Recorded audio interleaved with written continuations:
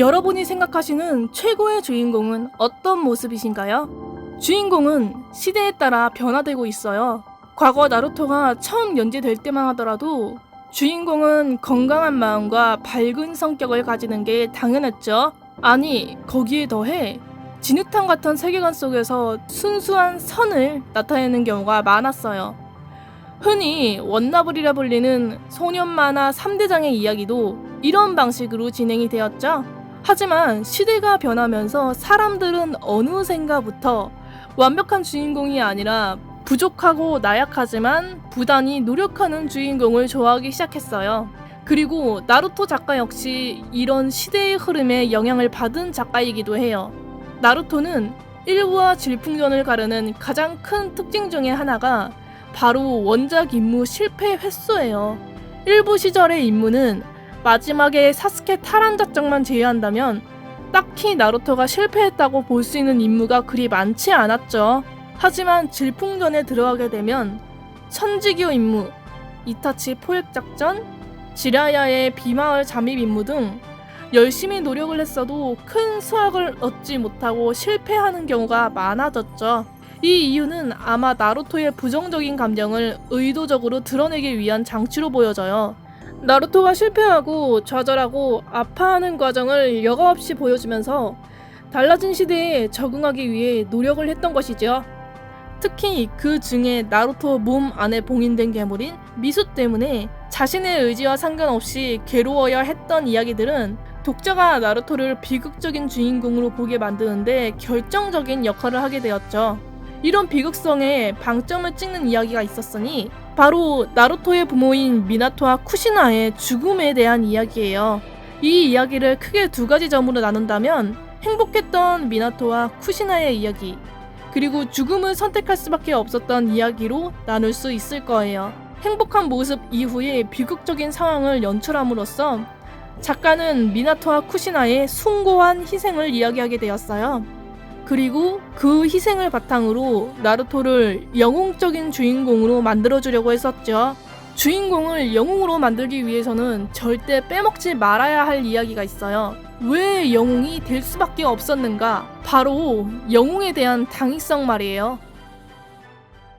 토니 스타크처럼 자신을 속죄하기 위해서 아이언맨이 되는 경우나 스티븐의 선한 마음이 캡틴 아메리카를 만들 수 있던 것처럼 시나리오 전개상 이 캐릭터는 영웅이 되지 않으면 안 될 사람이라는 생각이 자연스럽게 일어나게 만들어야 주인공에게 부여하는 힘에 대한 거부감이 없어요. 그럼 나루토가 가진 당위성은 무엇일까요?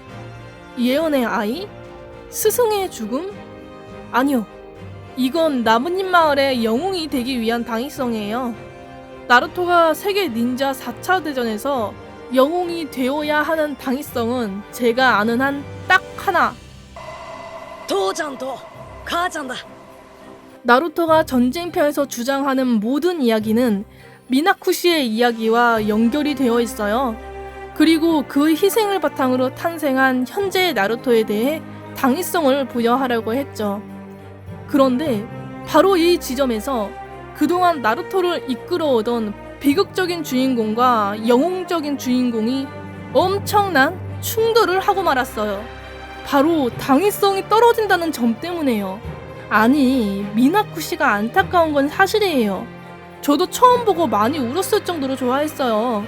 하지만 그게 전쟁에서 나루토가 영웅이 되어야만 하는 건 아니죠. 그 전쟁 속에서는 무수한 부모가 자식을 위해 희생되었을 거고 상상조차 할 수 없을 정도의 전쟁 고아가 생겼을 텐데 단순히 주인공이란 이유만으로 특별 대우를 해줘서는 이건 형평성에 맞지 않죠. 그래서 만일 작가가 나루토를 영웅으로 만들고 싶었다면은 나루토가 가진 비극적인 주인공 시나리오를 조금씩이라도 영웅적인 모습으로 바꿔서 형평성을 맞춰야만 했어요. 이건 관점을 전환해도 되고 나루토에게 새로운 깨달음을 줘도 돼요. 방법은 무궁무진하죠. 그런데 나루토 작가가 선택한 건 이런 게 아니라 그 무게를 맞추기 위해 나루토만이 갖고 있던 비극적인 주인공의 서사를 지우기 시작했어요. 바로 나루토의 심리를 지워서요. 심리를 지워버리면 적어도 나루토의 비극적인 부분이 약해지겠죠? 하지만 심리가 사라진다는 뜻은 나루토란 캐릭터는 생각이 달라지지 않는다는 것을 의미해요. 그러니까 나루토는 전쟁편이 진행된 4년 가까이 되는 기간 동안 멈춘 캐릭터가 된 거예요. 그리고 이 상황은 나루토란 작품에 엄청난 치명타를 남기게 되죠. 나루토는 우즈마키 나루토란 캐릭터가 무슨 생각을 하고 고민을 하는지가 주제예요. 이 아이가 어떻게 성장할지가 가장 중요한 이야기인 거죠. 그런데 심리가 표현되지 않는다면 작품의 성장 동력 자체가 죽어버리고 마는 거예요. 주인공 측에서 이야기하는 주제가 붕 떠버리고 나루토는 영웅으로서의 당위성뿐만 아니라 주인공으로서의 당위성마저 사라지게 되는 거죠. 사람들은 어느 시점부터 나루토가 왜 저렇게 인정을 받아야 되는 건지 이해가 되지 않는다고 말하기 시작했어요. 그동안의 노력과 보상이라고 하기에는 너무나도 자기적이고 맹목적인 찬양으로까지 보이기 시작하는 거예요.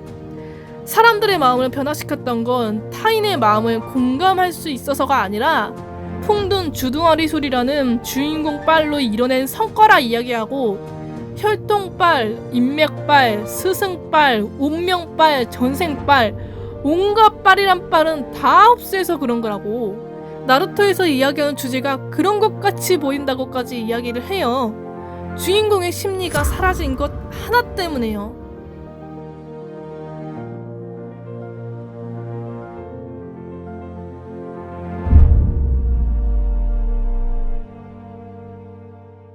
만일 나루토 작가가 비극적인 면을 지우지 않고 최대한 영웅적인 면으로 바꿔갔다면 어땠을까요?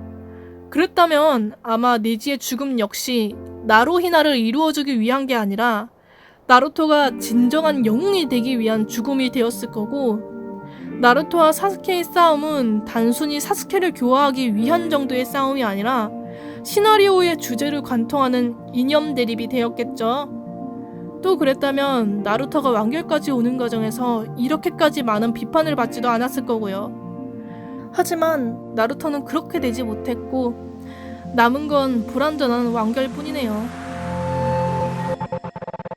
그런데 나루토 작가는 왜 주인공의 심리를 지운 걸까요?